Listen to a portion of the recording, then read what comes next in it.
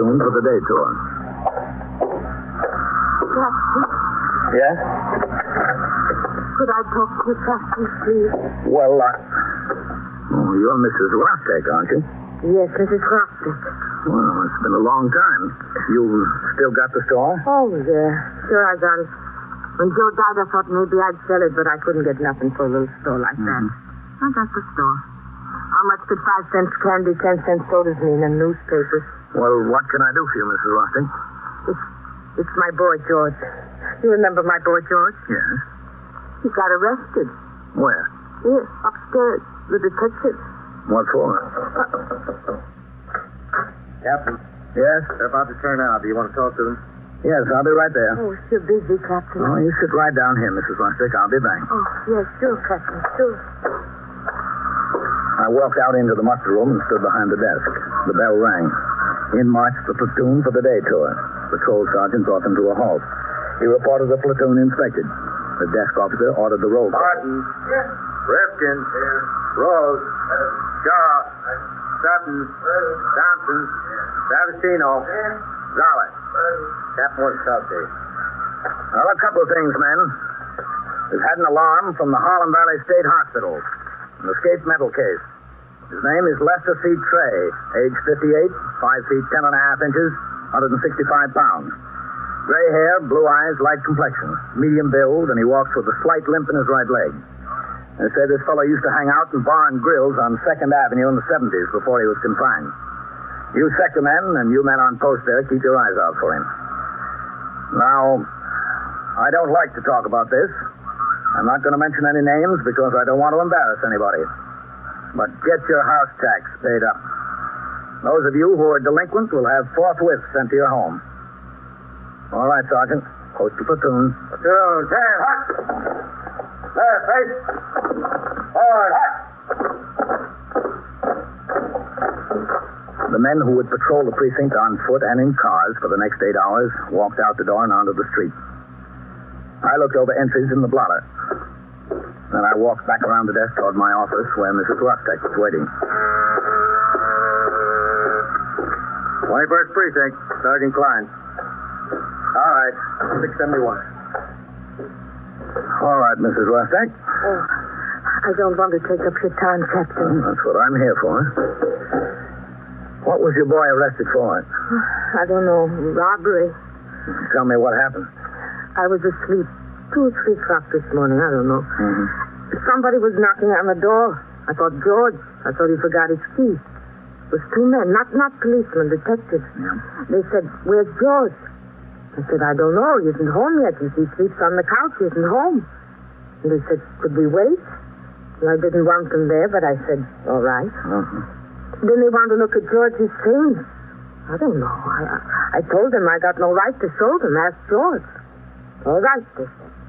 And pretty soon George come home. Maybe 3:30, 4 o'clock. There wasn't any trouble. No trouble. Okay. George showed them his things, and they said it would be better to come here and talk. George said, "Go back to sleep. I'll be home right away." I thought they just wanted to talk, so I went back to sleep. Who told you he was being held for robbery? I woke up and he wasn't there, so I came here and asked. The man out there, he said... The desk lieutenant? Yeah, the lieutenant. He said, "Go upstairs to the detective." Was George upstairs? Yeah, in a little office with one of the detectives who came last night. They were still talking. I went in and I said, "What did you do, George?" He told me, "Go home, Mark. Get out of here." What was the name of the detective who arrested him? Oh, it's Tucci something. I don't know. How old is George? 17 in January. He was 17 or he will be 17? He was in January. Mm-hmm. I don't know, Captain. They came, they took him.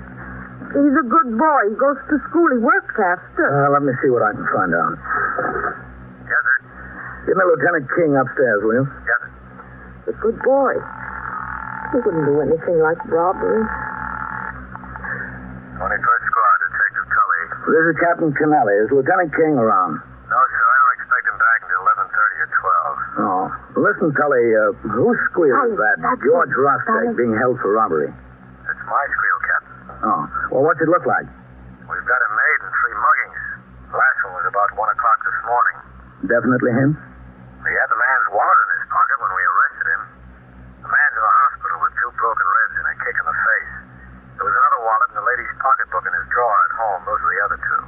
What does George say? Nothing, Captain. He's about the meanest, surliest kid I've seen all year. He won't tell me the right time of day. What are you going to do with him? We're waiting for the other victims, the man and the woman.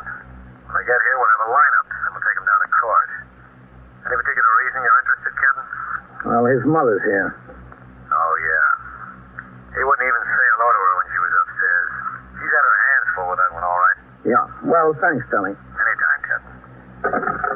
Yes, he's charged with robbery, Mrs. Rostek. I don't believe it. I don't. They say he mugged 3 people. Mugged? What's mugged? Beat them up and robbed them on the street.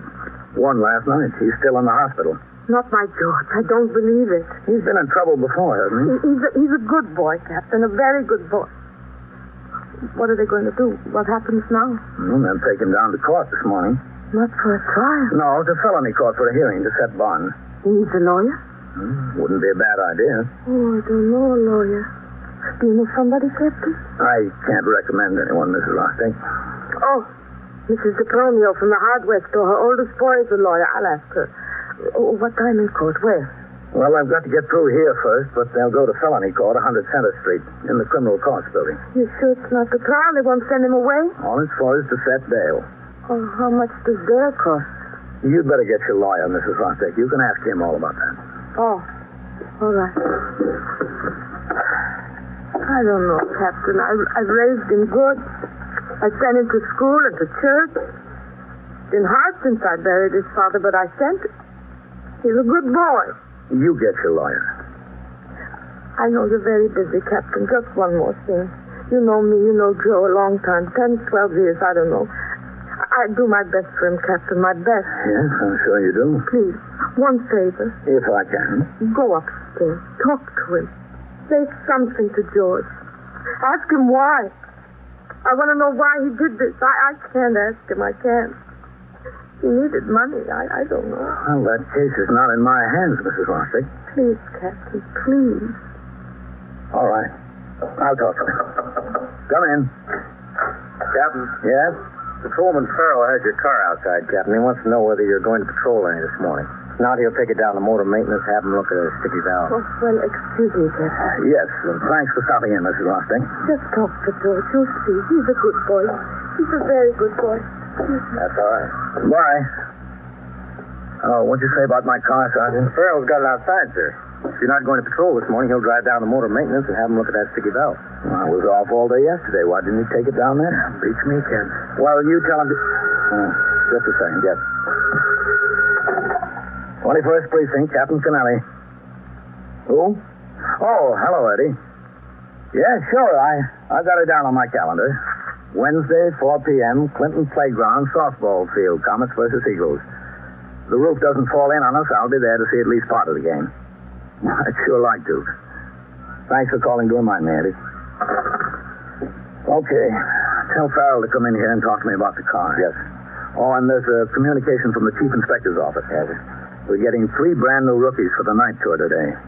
Tell McCarty I want Sergeant Burns to put them on 6 posts tonight. Put them someplace he can keep an eye on them. Yes, sir, right away. My operator, Patrolman Johnny Farrell, came inside, and I told him to drive down to Motor Maintenance Service Station number 1 at 16th Street and Avenue C and get the valve repaired. I finished up the morning's paperwork and looked over the departmental records of the 3 new rookies who would report at 4 p.m. for the night tour.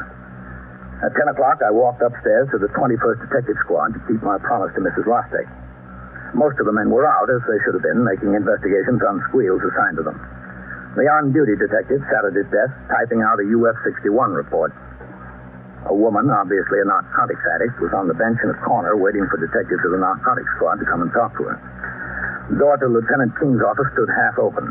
Detective Jim Tully, who was inside, saw me come into the room and walked out to greet me. Hello, Captain. How are you, Tully? Dragging. No sleep. I promised the mother I'd talk to that Rostek boy. I've known her for years. You can talk to him, Captain, but he won't say anything to you. I know kids. I like kids. I got one of my own his age, but this one, brother. Well, what does he say about these deals? He's not even sorry. He'd do it again. If you can figure him, Captain, you win the prize. He tried to pull away from me. I had to put the cuffs on him. You talk to your lawyer, man. Oh, hello, Matt. I didn't think you were here. Just got back, Captain. What was this, Lieutenant? Yeah, go ahead. Is mother asked me to talk to him. Sure. Hello, George. If you're another cop, I don't want to talk to you. I've talked to enough cops. Now, listen, you're not in here to do what you want to do. Okay, Jim. I'm not in here because I want to be, either. George, this is Captain Kennelly. He's the commanding officer of this precinct. So? And I'm a friend of your mother's. What's that supposed to get you? Listen, boy, you're looking at a rough deal. There's no sense making it any rougher. Well, what else could I make it? What do you want, mister? I told you I talked to enough cops. I've known your mother for 10 years, George, and I knew your father. Good, hard-working people. That's the trouble with them. Slobs. Nothing but slobs, not a brain in their heads. He's dead, and he's just as smart now as he was before. You think you're so smart? Well, the three of you standing around trying to find out something from me, aren't you? We don't have to find out anything from you, boy. We've got you right. You mugged 3 people on the street in this precinct alone. We found that one man's wallet in your pocket. I picked it up in the subway. Lost it. Did he? Well, tell me how you got the property that belonged to the other 2. How did that wind up in your drawer? How should I know? This guy put it there to get something on me. No, listen. You weren't happy enough taking the money from them. You had to knock them down and kick them all over the sidewalk. You're the one kind of guy we don't want around here, George. We're bringing every mugging victim in from the 19th and 23rd to have a look at you, boy. And if what I think is true, we'll just about clear the books. Sure, clear them all up. What do I 17 years, and you've already done more damage than the average guy we get in here. We're doing 70. We're no juvenile anymore. You can get the book thrown at you, George, and I'm going to help do the throwing. See, Captain, you can get back and tell my mother how nice they treat me around here. Give her a written report. Why don't you be sensible about this thing, George? Get it straightened out. Be a little help. Help for what? Come in. Whitey's back with the victims, Lieutenant. The woman, too? Yes, sir, he's here. All right, let's have a lineup. Who've we got? There's a couple of fellas, 18 or 19, down in the cells, car seats. All right, get them up here. Give them a hand getting it set up, Jim. Yeah, Lieutenant, you bet. Where's Whitey? What happens, huh? What gives now? Look, Captain, if you're a friend of my mother's, tell him to take these bracelets off, huh? Look at this. They got me chained to the chair like an animal. Look at that. Would you rather be locked up? They'll come off when you settle down. We can take them off now, Captain. What is this, a new deal? The people you kicked around and robbed are here, George. We're going to have a party. Yeah? You're the guest of honor. The purpose of a criminal investigation is to arrive at the truth through the accumulation of evidence. Because a police officer is at the scene of a crime only in rare instances, he cannot depend upon his own direct knowledge for the truth. In cases of robbery and assault, the greatest amount of help in arriving at the truth comes from victims and witnesses who can usually identify the assailant on sight. The process of identification is very exact and painstaking for 2 reasons. First, to protect the suspect against erroneous identification if he is innocent, and second, to establish the fact beyond all question if he is guilty. Come in. You're all set for the lineup, Lieutenant. Where are the witnesses, Jim? Across the hall. Hold them there for a minute, I'll tell you. Yes, sir. Would you like to stay around for this, Captain? Yeah, sure. Thanks, man. All right, George, on your feet. Why? Get up. Now, look, we're going out in the squad room. There's a couple more fellas we're holding out there. They and you and 2 young detectives are going to line up. And this woman, this Mrs. Brown, and the man, Mr. Clayman, are going to come in one at a time. They were both mugged on the street. What we want to see is, can they pick out the one who mugged them? It's a frame-up. It's all fixed. Is it? I guess it was all fixed that you had Mrs. Brown's pocketbook and Mr. Clayman's wallet at your house. Well, that's possible, isn't it? Look, George, the truth has to come out. Why don't you save everybody a lot of time and trouble? Why don't you save your advice? All right, come on. Okay, let's have the lineup. Yes, sir. All right, you boys, step over here. Over here. Come on. Well, what do you say, George? You can't duck it if you're the boy. Come on, George. All right, get lined up over here like I showed you. Go ahead. Yes, sir. Come here. All set, Lieutenant. There's 1 or 2 more men to stand up there. I don't want any mistake about this. Whitey, Max, give us a hand with this, will you? All right. One of you on each end. All right. Keep it quiet. Okay, George, this is your party. Get wherever you like. Oh, what difference does it make? Go on, pick your spot. It's all a put-up job anyway. Great kid, Captain. Yeah, I know what you mean. Now stand up straight and don't jabber. Hold on. Captain Kennelly phoned for you.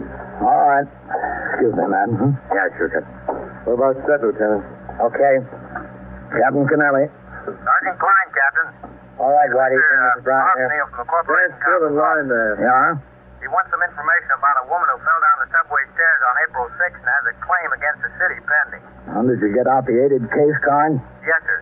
He wants to talk to the officer who was on the job and the Open that door over there. Oh, well, who was the patrolman? Eisman, sir. He worked the late tour last night. All right, Sergeant. Tell Mr. Arseneal to wait in my office. I'll be downstairs in a few minutes. Yes. All right, come in, Mrs. Brown. Yes, sir. Come off this way, please. Come on, Millie. I have an appointment. No, I don't think so. At the beauty parlor. This is Captain Kennelly, Mrs. Brown. How do you do? Hello. I'm Lieutenant King. Hello. You see those men standing over there, Mrs. Brown? Yes. Could you identify any of them as the man who robbed you? Oh, well, it's an awful thing. I want you to be sure. I don't want any mistakes. Oh, there won't be any mistake. I'll be sure. I want you to look them all over good, every one of them. All right. Look them over twice if you have to. Keep quiet, If you see the one, tap him on the shoulder. And now? Yes, now. All right.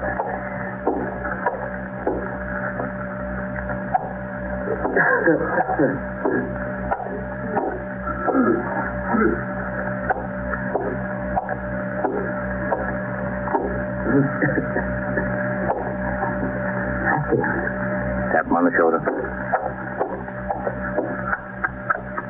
This one. Who are you, kid? He's the one, all right. All right, hold them. The other victim is here, too. All right, the rest of you. All right, what do you think this is? Quiet down. You ought to be ashamed of yourself, young man. Do you know that? I had a cut in my forehead. My back was sore for a week. A week. What do you want me to do, break down and cry? That wouldn't be a bad idea, George. I'd think a lot more of you if you did. After the second victim had identified George Rostek as his assailant, I left the detective squad and walked down the stairs through the back room to my office. Mr. Arseneal of the Corporation Counsel's office of the City of New York was waiting. He explained to me that a woman who slipped on the subway stairs was making what appeared to be an unfounded claim for damages against the city. I arranged for the patrolman who answered the original call to give his immediate and full cooperation to the Corporation Counsel's office. Meanwhile, the robbery suspect, George Rostek, had been taken by detectives to New York Hospital, where he was also identified by his latest victim. I was still at my desk when Detective Tully returned from the hospital with George Rostek with instructions to book the suspect on 3 charges of robbery and assault. The act of booking is the first step in the judicial process leading to trial. The charges and the circumstances of the arrest are entered in the arrest record by the desk officer in the muster room. I sat at my desk and watched the procedure through the open door of my office. Rostek, H-R-O-S-T-E-K, George. Any middle initial? No. No middle initial. Age? 17. Occupation? What are you, a student, George? When I work at it. Student. Robbery and assault, 3 times. He's going down to 240 to be mugged and printed and then the felony court. Yeah. Let's see what you got on you, George. Pegasus. Comb. 50, 70... 78. Let me go. It happened faster than it can be told. A citizen, a woman, had opened the front door leading to the street, apparently to make some inquiry or register a complaint. She held the door open while talking to a friend who remained on the sidewalk. The 17-year-old suspect saw his chance and made a break for the door. We were all out the door and onto the crowded street a few feet behind him, but he was young and fast and he knew the neighborhood. He ran across the street, down the block, and disappeared between buildings. Within minutes, there were over 30 uniformed officers and detectives on the job. The search continued late into the afternoon. No luck. An alarm was put out by CB to every precinct in the city of New York. The store, owned by his mother, and the flat in which they lived were both put under surveillance. Detectives were sent to talk to all his known friends. By 6:15, when I signed the blotter and left the precinct to go off duty, there was still no sign of him. Nor was there when I called in twice that night and 3 times the next morning. When I came back on the job at 3:45 in the afternoon, Lieutenant King was waiting in the muster room for me. Hello, Captain. Oh, Matt, you look deep. I am. No sign of him, huh? Nothing. I'll talk to you about it, Captain. Yeah, sure. We think the mother knows where he is. Yeah? Hello, Sergeant. Captain? 21st Precinct, Sergeant Klein. Yeah. All right. 9-8. Well, what's doing, Sergeant? Nothing much, sir. A few messages. I left them on your desk. Thanks. We're sure she knows where he is. Did you talk to her? Yes, sir. She's a pretty bad liar, but keeps on lying. He's not in the house or the store? I've had men watching both ever since. Well, a lot of people go in and out of that store. That's the point, Captain. Somebody that went in knows where George is and told her. What do you want me to do? Talk to her? Yes. You've known her a long time. Maybe she'll open up with you. Sure, Matt. I'll talk to her. There's nothing to lose. Nothing, Captain. Nothing except sleep. We've all lost plenty of that already. I signed the blotter, read the communications and reports, and turned out the platoon for the night tour. At 4:45, I had Patrolman Farrell drive me over to 2nd Avenue to the small candy store run by Mrs. Rostick. I got out of the car and told him to wait. As I crossed the sidewalk, I spotted Detective Jim Tully standing in the doorway 100 feet or so down the block. He'd been on the job 48 hours straight. It was his prisoner. He wanted him back.